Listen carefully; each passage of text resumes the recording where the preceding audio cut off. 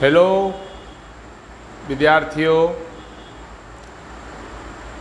Again welcome to fundamental English classes today.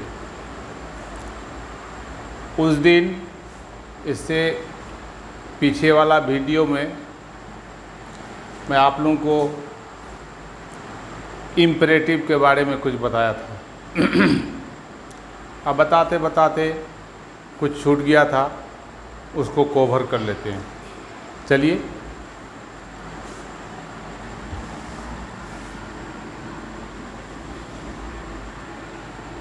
कुछ भाषा, कुछ बातचीत ऐसे होते हैं जो ऑर्डर भी होता है, ऑर्डर प्लस रिक्वेस्ट। जैसे अपने से बड़े आदमी हैं, अपने से बड़े आदमी हैं, उसको हम कह सकते हैं कि एक कप चाय लाओ, रिक्वेस्ट कर सकते हैं। तो उसके लिए दो शब्द का प्रयोग बोलने में किया जाता है। एक का नाम है प्लीज और दूसरे का नाम है काइंडली। काइंडली दोनों का अर्थ यही होता है कृपया कर, माने मेहरबानी कर, प्लीज या काइंडली। तो इसका प्रयोग शुरू में या अंत में कर सकते हैं आप, कोई दिक्कत नहीं है। जैसे come here, come here please, come here please. इसका अर्थ हो गया कृपया कर यहाँ आया जाए, आइए नहीं, आया जाए। या kindly, kindly come here, kindly come here. यही रिक्वेस्ट आदि का अगर बोध हो जाए, यही करना है। मैंने ऑर्डर के साथ प्लीज या काइंडली शब्द का प्रयोग बोलने के लिए किया जाए। फिर लिखना अलग चीज़ होगा, लिखने के लिए पैसिव वॉइस में जाना पड़ेगा। तो खैर हम बोलने के लिए सिखा रहे हैं, लिखने के लिए नहीं, बोलना सीखिए, ठीक है। अब आगे हम लोग चलते हैं।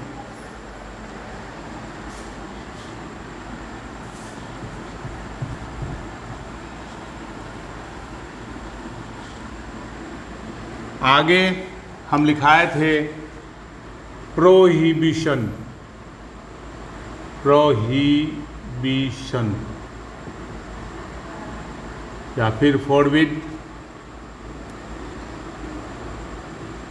फॉरबिड या रेस्ट्रिक्शन, रेस्ट्रिक्शन, जिसका अर्थ होता है मनाही करना, मतलब मनाही ही करना, मनाही करना। तो ये सिंपल सी बात है। बोलने के लिए सिर्फ डू नॉट शब्द का प्रयोग पहले करना है, ये याद रखिएगा। डू नॉट शब्द का प्रयोग पहले करना है, उसके बाद वर्ब या लेट वाला का भी प्रयोग हो सकता है, आराम से बोल सकते हैं आप, कोई दिक्कत नहीं है। जैसे देखो, अक्सर टीचर लोग आते हैं, मान लो परीक्षा हॉल में है, विद्यार्थी सब बैठा हुआ है, टीचर प्रवेश किए, आते ही बोलता है डोंट चीट। क्या अर्थ हो गया? चोरी मत करो, मतलब रोक रहा है। तो डोंट का मतलब डू नॉट चीट। शॉर्ट में भी आप बोल सकते हैं don't cheat in the exam, परीक्षा में चोरी मत करो, यही है। तो प्यारे विद्यार्थियों, याद रखिएगा, प्रोहिबिशन मनाही वाला बहुत होगा तो do not, do not plus order, do not plus order कर देंगे आराम से, जैसे लिखिए देखिए, do not chit in the exam. Do not cheat in the exam क्या अर्थ हो गया? परीक्षा में चोरी मत कीजिए, उन्हें रोक रहे हैं। या फिर ऐसा भी होगा, do not kill the time. Do not kill the time, समय को बर्बाद मत करो। बस डू नॉट का प्रयोग सिर्फ वाक आपको पहले करना है, उसके बाद ऑर्डर दे देना है, जो मैंने पहले बताया है। इससे अगला वाला वीडियो में बताया है ऑर्डर कैसा क्या चीज़ होता है। और भी बताए थे बेटा, हम क्या बताए थे? Late plus first third objective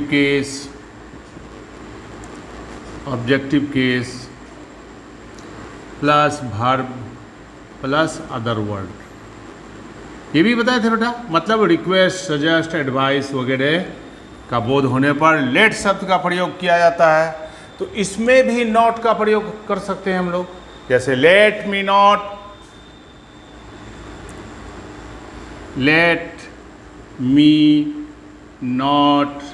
disturb.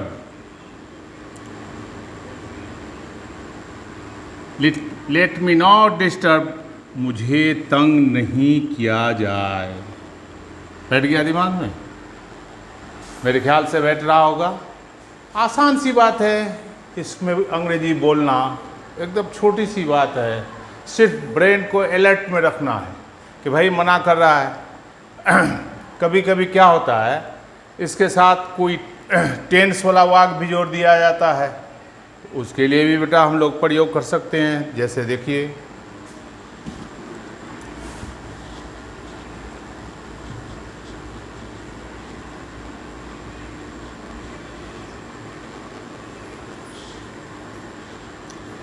जैसे बोलना है, मान लो कि तुम कोई टीचर हो, एग्जामिनेशन कमरे में गए हो, एग्जामिनेशन ड्यूटी में हो और लड़के को कह रहे हो कि चोरी मत करो वरना परीक्षा से निष्कासित कर दिए जाओगे। तो इसको अंग्रेजी में बोलना है। किस तरह से बोलना है? तो वहीं से शुरू होगा, do not cheat. Do not cheat in the exam. वरना परीक्षा से निष्कासित कर दिए जाओगे। तो इसका बताए थे बेटा तुम लोगों को, इफ भी होगा, इन केस भी होगा, अदरवाइज भी होगा। लेकिन वहाँ एक तो जो मन में आया आप लगा सकते हैं। इन केस, इफ, क्या लगाइएगा? In case. ठीक है भाई, इन केस लगा देते हैं। In case you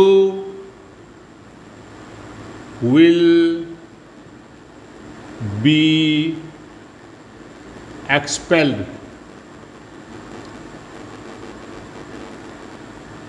You will be expelled. चोरी मत करो, नहीं तो परीक्षा से निष्कासित कर दिए जाओ। समझ में आ रहा है? तो एक ठो और बोलिए, जैसे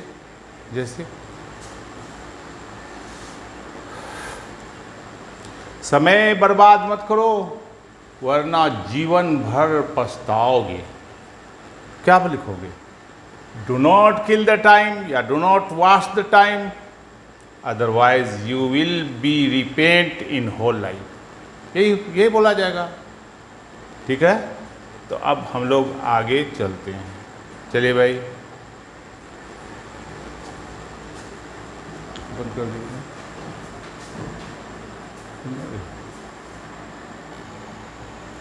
हाँ, तो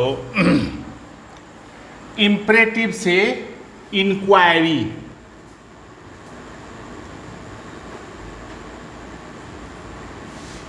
देखते इंक्वायरी सही है। Inquiry, invitation,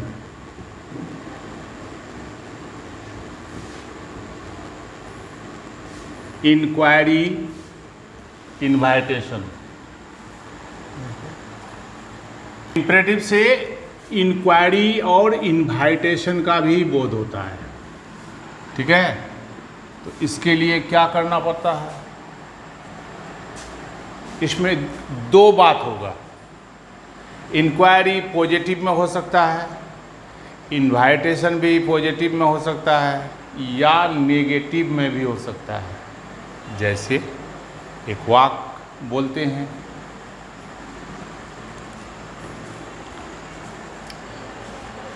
kindly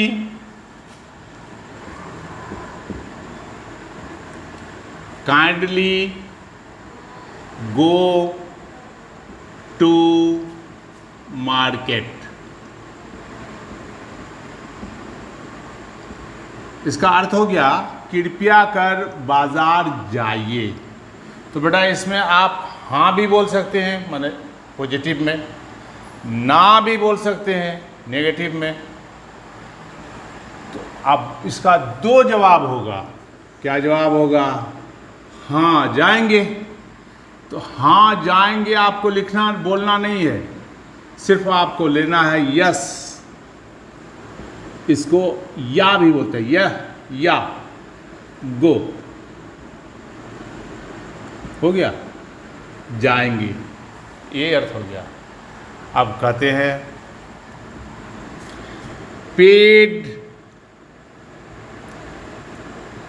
200 rupees,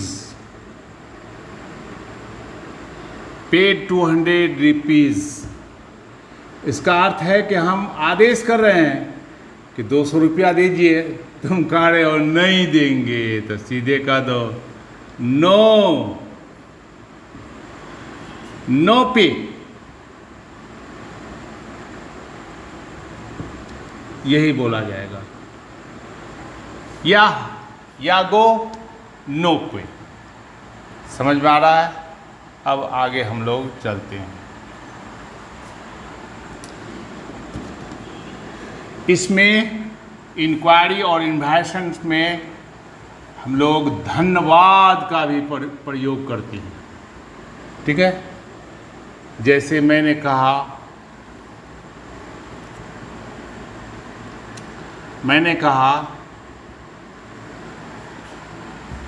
would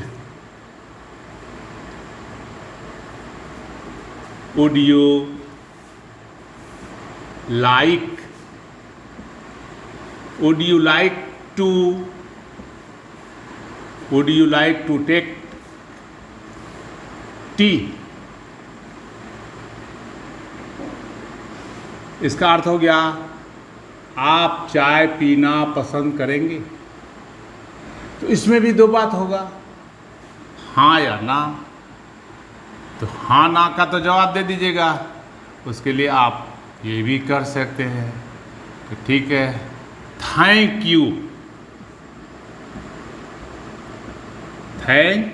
you. इसका अर्थ हो गया आपका धन्यवाद, आपका शुक्रिया, आपका शुक्रिया। ये भी होगा थैंक वेरी मच, बहुत बहुत शुक्रिया, बहुत बहुत धन्यवाद, बहुत बहुत धन्यवाद, ठीक है। या thank a lot of, thank a lot of. इसका भी अर्थ हो गया बहुत बहुत धन्यवाद। समझ में आ रहा है। चलिए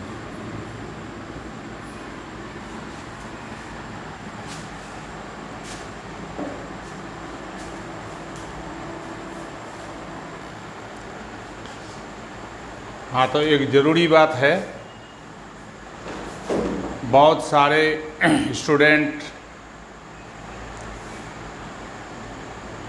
डाउट में पूछे हैं कि मॉडल का एक अलग वीडियो बना के डालिए, मॉडल का एक अलग वीडियो बना के डालिए। हालांकि मैं पढ़ा चुका हूँ, लेट के बारे में बता दिया हूँ, उसी में तेरे भर बातें, वो सभी भर मॉडल वर्ब कराते हैं। तो इसके लिए फिर एक विशेष चर्चा हम कर देते हैं, उम्मीद है आप समझ जाएंगे। मॉडल का मानी ही वही है कि वो वर्ब जो सब्जेक्ट के नंबर पर्सन के अनुसार प्रयोग नहीं होता है। तो उसमें हम बताए थे तुम लोगों को, क्या बताए थे, कैन, ये बताए थे, लेट बराबर बताए थे, लेट बराबर बताए थे, can, could, me, might, must, need, डा,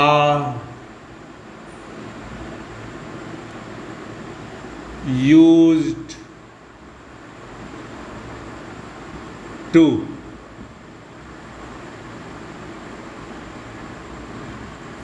out to,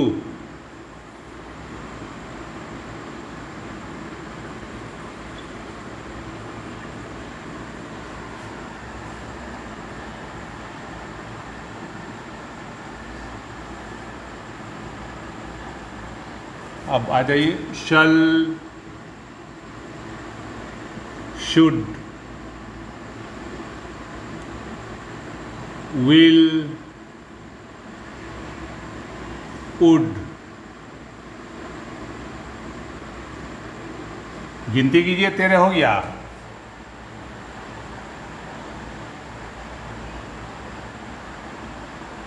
बिल्कुल यही है। ये इससे अगले वाले क्लास में मैंने पढ़ाया है, मैंने बताया है आप लोगों को कि कैसे कहाँ इसका प्रयोग किया जाएगा।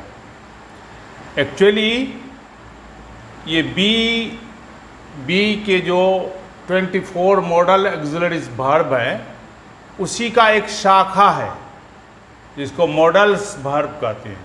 मतलब ये सब्जेक्ट के नंबर और पर्सन के अनुसार नहीं होता है, बल्कि इसका अर्थ अलग अलग हो जाता है ना। मैंने लेट से आया है, ये लेट को तोड़िएगा तो ये सारी बात आ जाएगा।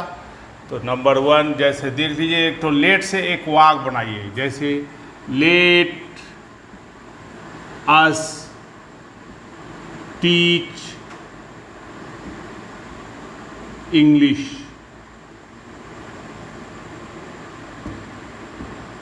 इसका अर्थ हो गया हम लोगों को अंग्रेजी पढ़ा दिया जाए, या फिर ऐसा हो जाएगा हम लोग अंग्रेजी पढ़ें। मतलब फ्यूचर से रिलेटेड है।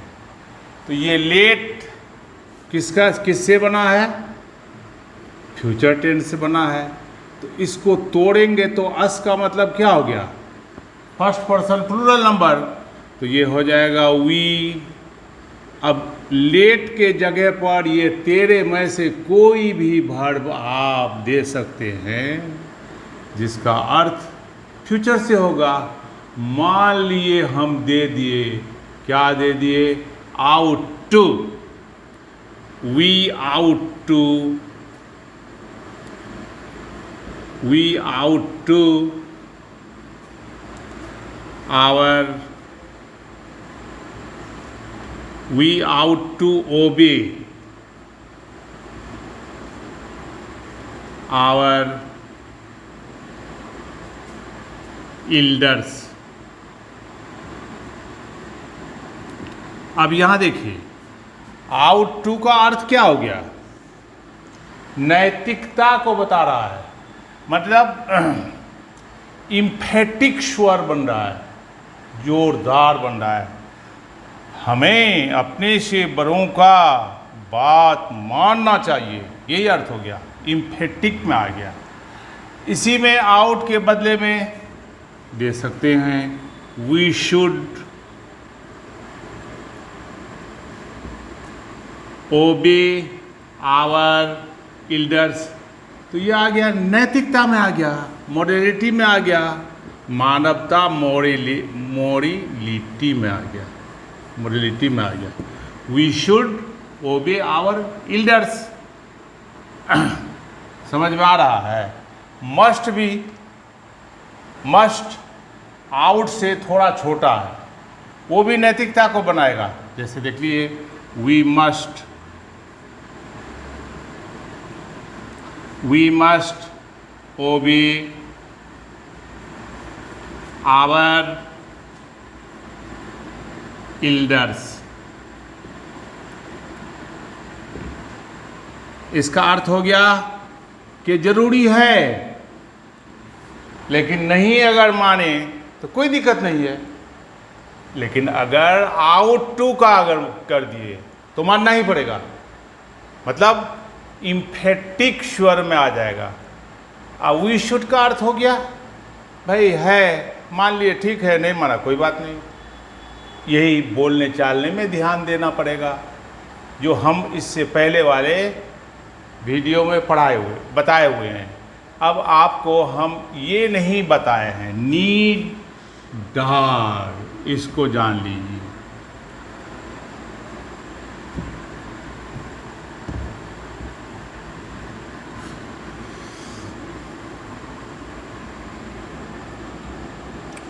हाँ तो सुनिए, नीड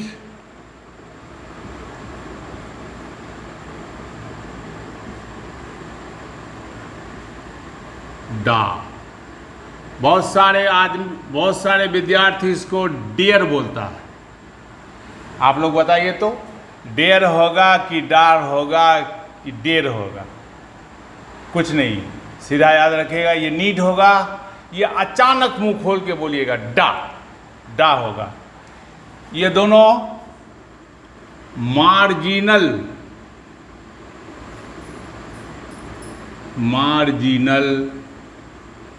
मॉडल्स वर्ब कहलाता है। मॉडल्स वर्ब कहलाता है। अब यहां एक चीज समझना है, ये मार्जिनल क्या है? मार्जिन जिसका हिंदी होता है अभियुक्ति, जिसको हम लोग अपने भाषा में भी बोलते हैं चौथाई। तो सुनिए ना, आप लोग परीक्षा देते हैं, परीक्षा में कॉपी में लिखते हैं चौथाई छोड़ के, मतलब वो क्या है? मार्जिनल है। मार्जिन प्लेस को छोड़ के, मान लो ये लिखते हैं, ये मार्जिन छोड़ देते हैं, ये बाएं तरफ मार्जिन छोड़ दिए। क्यों भाई? इस मार्जिन में हम क्वेश्चन नंबर देते हैं, तब यहाँ से लिखना आंसर चालू करते हैं। तब एग्जामिनर के पास जाता है, वो क्वेश्चन को पढ़ता है और उसके बाद उस नंबर में कितना अंक आया वो यहाँ दे दिया। मान लो 8 नंबर आया, तो नंबर 1 में 8 नंबर आया, तो ये जगह किसके लिए काम किया? विद्यार्थी के लिए भी काम किया और टीचर के लिए भी काम किया। इसलिए इस जगह का नाम मार्जिनल, मतलब अभियुक्ति। हिंदी भी बड़ा टेढ़ा है इसका, याद कर लीजिएगा। इसको कहते हैं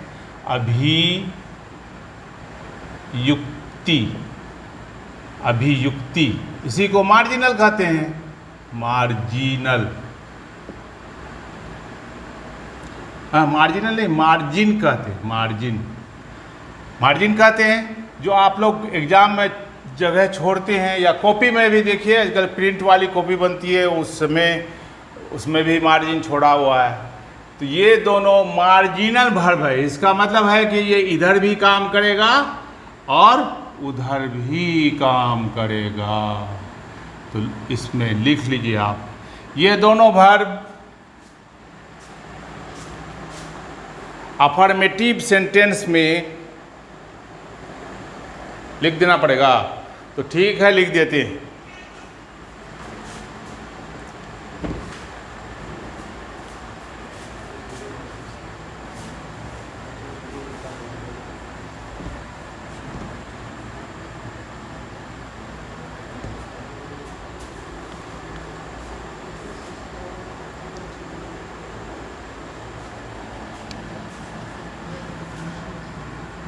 यह दोनों वर्ब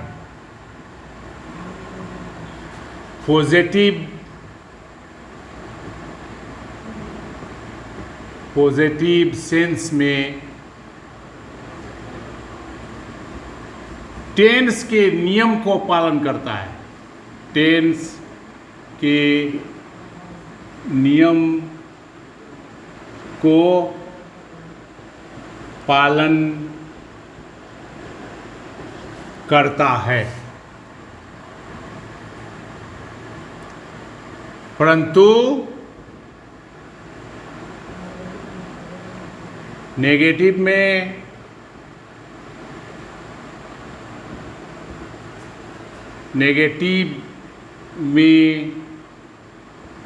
टेंस के नियम का पालन नहीं करता है, क्योंकि इधर भी काम करता है, ये उधर भी काम करता है। जैसे देख लीजिए भाई, मोहन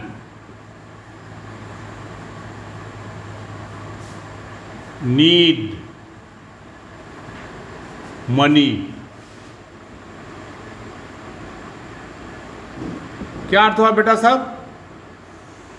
मोहन को रुपये की जरूरत है।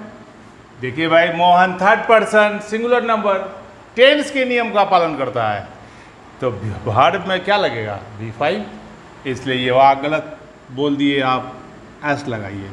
मोहन नीड्स मनी, बैठ गया दिमाग में। अब नेगेटिव में क्या होगा? V5 आ गया तो डज नॉट आ जाएगा? नहीं, नेगेटिव में नियम नहीं करता, हो जाएगा मोहन नीड नॉट मनी। बैठ गया? कोई दिक्कत है? यही है बेटा, ऐसा नहीं कीजिएगा कि फिर एस लगा दीजिएगा। ठीक उसी तरह से जैसे लिखो, I dare to fight, I dare to fight against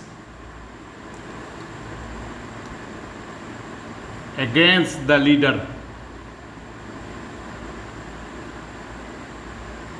क्या अर्थ हो गया?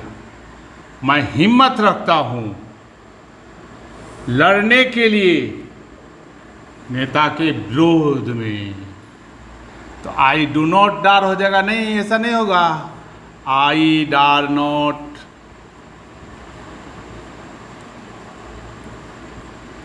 To fight against the leader. हाँ, तो एक ज़रूरी सूचना है, मैं भी पूछता हूँ कि आप लोग मॉडल के बारे में वीडियो बनाने के लिए बोले हैं, सही ढंग से पढ़ाने के लिए बोले हैं, बिल्कुल सही है। ये 10th क्लास में भी पूछता है, इंटर में भी पूछता है, ग्रेजुएशन में भी पूछता है, और भारत देश के हर एक कंपटीशन में भी पूछता है। तो ये कैसे पूछता है, किस तरह से पूछेगा, फिर किसी दिन वीडियो में हम डाल देंगे। Rest is okay, thanks.